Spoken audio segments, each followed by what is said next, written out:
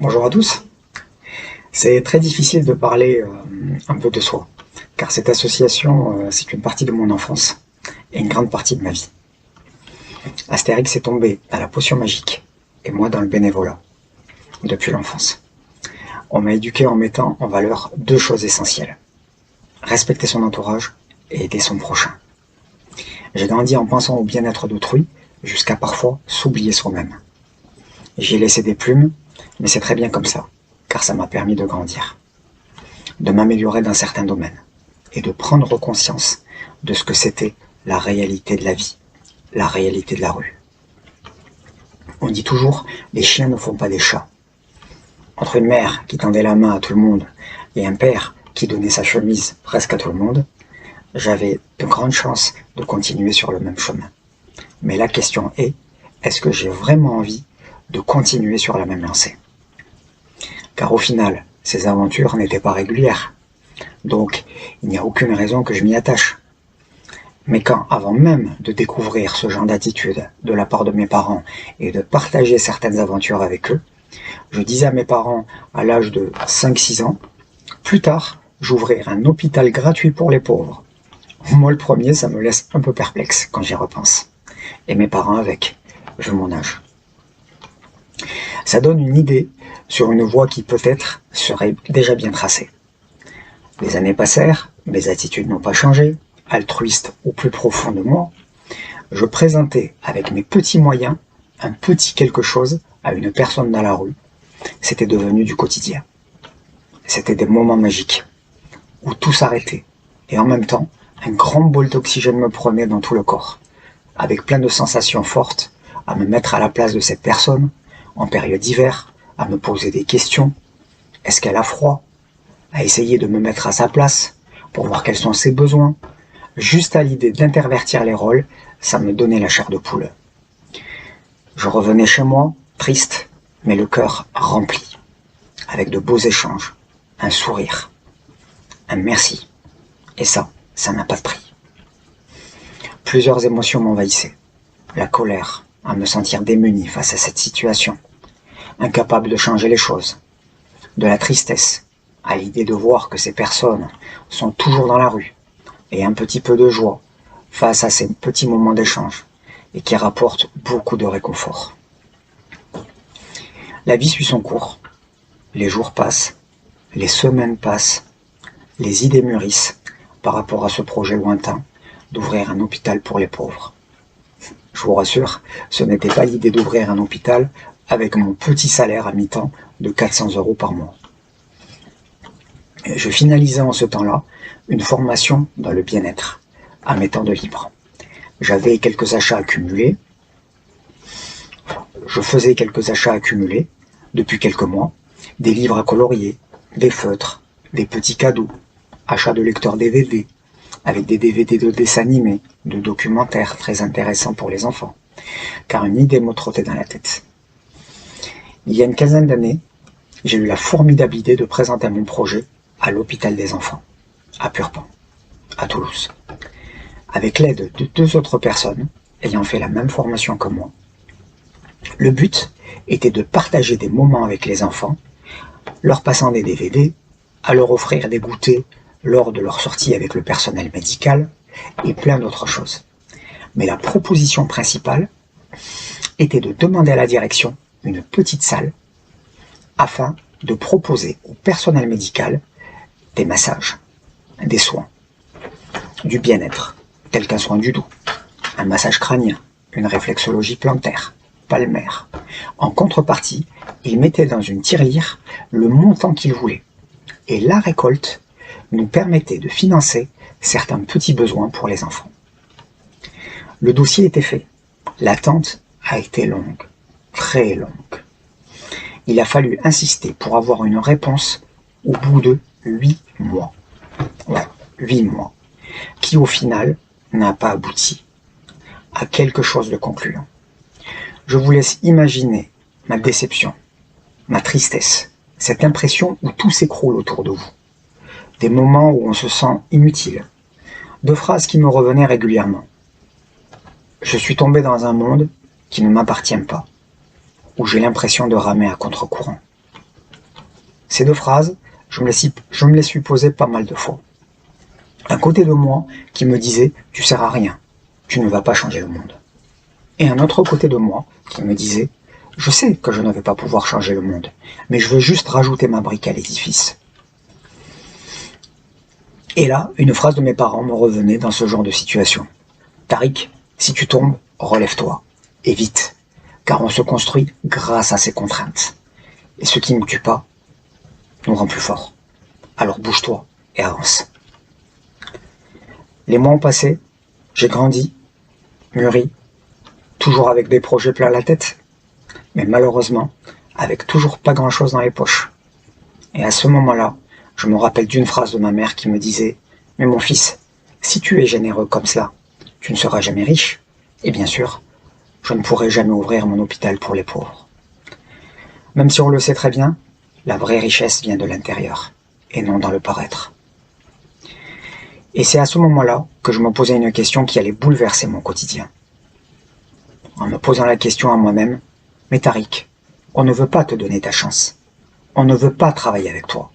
Tu ne peux pas ouvrir ton hôpital non plus, car tu n'as pas d'argent. Qu'est-ce que tu pourrais faire d'autre sans l'aide de personne et avec tes petits moyens ?» La réponse survient quelques secondes plus tard d'un naturel. « Mais Tariq, qu'est-ce que tu as fait jusqu'à présent? Et en plus, avec tes propres moyens, sans l'aide de personne. » Mais oui, l'aide à la personne, mes amis les plus démunis, les sans-abri. Je vous laisse regarder afin d'avoir une petite idée.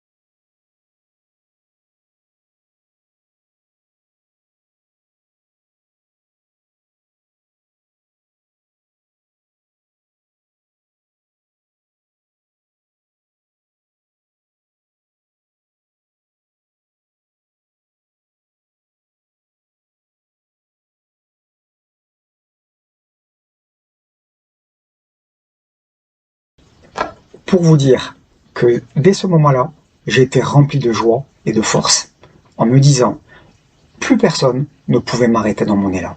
Je m'organisais de temps en temps après le travail en préparant un thermo de thé, un thermo de café et quelques bricoles à grignoter. Mes premières sorties en solo furent magiques, des moments de partage indescriptibles, car il faut le vivre pour le ressentir. C'est ce que je dis maintenant à certains bénévoles. Vivez-le au moins une fois, et vous verrez. Vous en sortirez grandi. Sur le chemin du retour, malgré ce bel accomplissement, je revenais quand même avec un léger goût amer.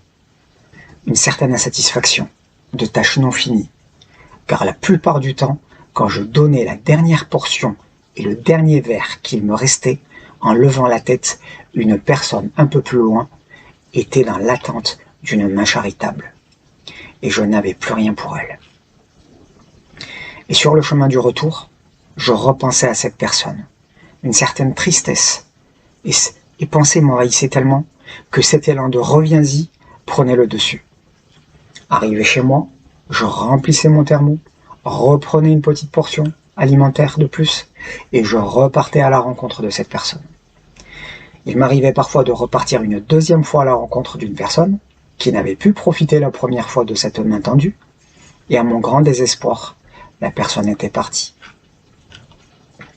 Je rentrais à nouveau chez moi avec ce mélange de joie d'avoir pu accomplir cette tâche et de tristesse de n'avoir pu donner à cette personne qui était partie. La question que je me posais est comment faire pour éviter ce genre de situation. C'est évident, bien sûr, quand on y réfléchit. Demander de l'aide auprès de certaines personnes. Ce qui me permettrait d'avoir plus de mains, donc plus de provisions, et du coup, satisfaire plus de personnes. Tout en continuant mes petites sorties en solo, mon projet mûrissait de son côté, jusqu'à la concrétisation. Le but était de faire rentrer de l'argent pour l'association, afin de pouvoir continuer à faire les sorties sans se serrer la ceinture. Entre mon amour pour le bien-être et le partage avec les sans-abri, j'ai fait un mix des deux. Le principe était de proposer des soins à Monsieur X, Madame Y, comme vous par exemple, à prix associatif, et l'argent récolté avec les soins servirait à acheter des provisions pour les maraudes. J'ai monté un centre de soins, j'étais très impatient de commencer, car je savais que ça allait porter ses fruits. Ayant eu que des bons retours par rapport aux soins que je faisais avant, le plus difficile a été de faire passer l'information sur les réseaux sociaux. Et là, ce n'était pas une chose facile à faire, car moi et les nouvelles technologies, ça faisait 3. J'ai passé des heures à ne plus les compter, à distribuer des flyers à l'ancienne, avec un système de cartes de fidélité qui allait définir le mode de règlement, comme vous avez pu le voir tout à l'heure sur les vidéos. J'étais ravi d'avoir élaboré ce concept. Je vous explique le fonctionnement en images. Regardez.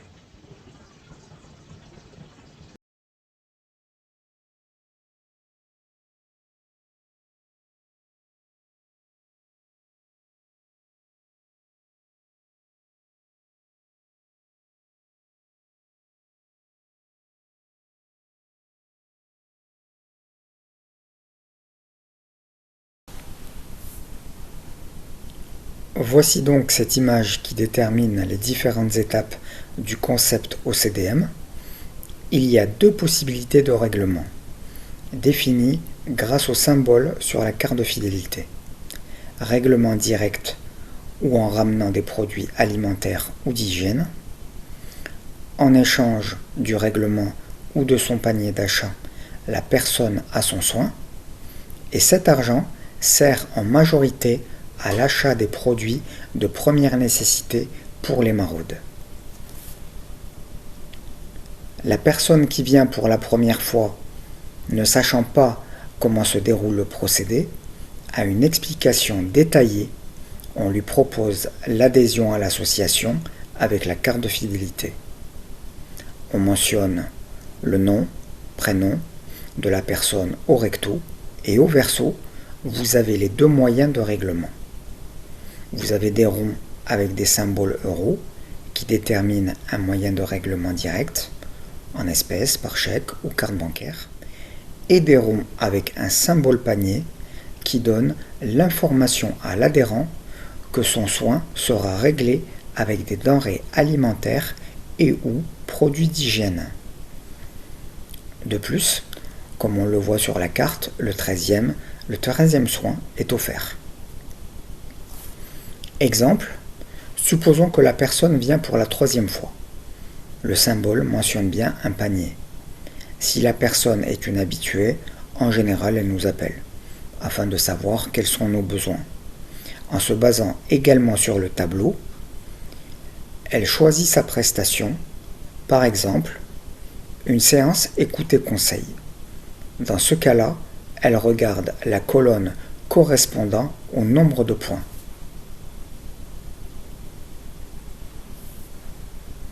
Si elle devait régler sa prestation directement, elle aurait payé 25 €.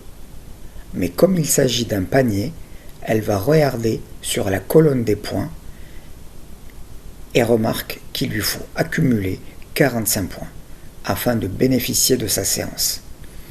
Elle reprend donc cette feuille correspondant au produit le plus souvent demandé par les sans-abri. Il en existe d'autres bien sûr. Pour faire simple, on prendra un exemple avec un seul produit. Par exemple, je décide d'acheter des packs de soupe 1 litre. Si mon pack de soupe fait 5 points, ma prestation fait 45 points. Il me faudra donc acheter 9 packs de soupe afin d'accumuler mes 45 points qui me serviront donc à faire ma séance. Je viens au centre de soins le jour J avec mes packs de soupe et en échange, j'ai ma séance. Je reviens donc aux soins. La transmission de ce concept, afin d'attirer les clients, a été un échec. Plus le temps passait, et plus la réalité me rattrapait, de mettre la clé sous la porte. J'ai espéré pouvoir faire décoller ce concept à un moment donné, surtout quand je voyais quelques personnes qui avaient fait les soins aller jusqu'à en oublier de mettre leurs chaussures au moment de partir. Ces personnes étaient dans un tel état de légèreté qu'ils en oubliaient quelque chose. C'était à mourir de rire. Mais une tristesse m'envahissait. J'aurais pu à la longue ouvrir une boutique pour vêtements, oublier, mais la fréquence de passage était très faible. Et il a fallu à un moment donné se retrouver face à la réalité des choses. Surtout les derniers loyers de l'association étaient payés par mes fonds perso. J'ai su que tout était fini lorsqu'il fallait choisir entre payer mon loyer ou celui de l'association. Ce fut un moment difficile à vivre et une sensation de déjà vécu, de fragilité et d'impuissance. Heureusement, l'association existe toujours. Le côté bien-être a fermé pour le moment. Mais les sorties sur le terrain sont toujours d'actualité. Et les dons de bénévoles affluent, car ils sont bien contents de participer chacun à sa manière et selon leurs moyens. C'est pour cela que je voulais vous dire un grand merci. Vous dire un grand merci, car sans vous, l'association n'aurait lieu d'exister. Mon plus grand souhait est qu'on arrive à donner à chacun sa chance, d'avoir le minimum, la santé, un toit et un travail, et j'espère bien y arriver. Grâce à votre aide. Avant de finir, j'aimerais vous raconter quelques anecdotes. La première, je me rappelle d'une sortie avec mon papa à l'âge de 6 ans. Il nous avait préparé quelques bricoles à grignoter, un thermo de café.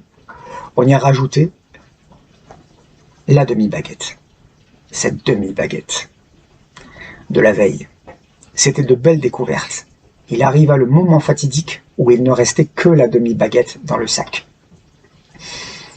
On arriva à la hauteur de la personne, mon père me tend la demi-baguette en me disant « Donne-la au monsieur ». Je prends le pain à moitié sec. Ça va, c'était faisable. C'était pas sec totalement, mais c'était quand même le pain de la veille. Avec cette envie de dire non à mon père, vu l'état du pain, je pense qu'à ce moment-là, si j'avais pu disparaître en un claquement de doigts, je l'aurais fait avec plaisir.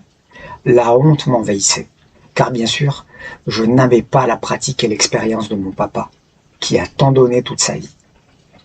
Je me sentais tellement mal à l'idée de donner ce pain à cette personne que cette scène me paraissait interminable. Je me tourne donc vers ce monsieur, je me tourne vers mon papa, je me retourne vers ce monsieur, je me retourne vers mon papa. Mon papa à ce moment-là me hoche la tête en me disant « Vas-y ». Il me sourit « Donne-lui le pain ». Et je regarde là le monsieur, pareil, qui me sourit. Et le monsieur ouvre sa bouche en souriant. Il ne lui restait qu'une seule dent. Et là, je vous laisse imaginer la frayeur, cette peur qui m'envahissait de savoir comment le monsieur va manger sa baguette.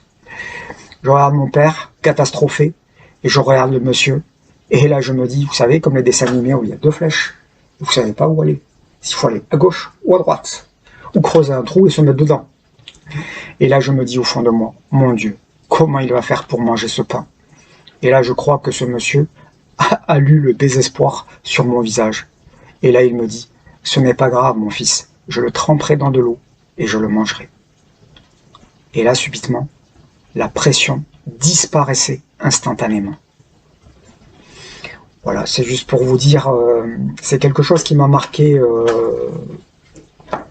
pendant mon enfance, quand j'ai vécu cette histoire. Et quand je la raconte, bah, ça me fait rigoler.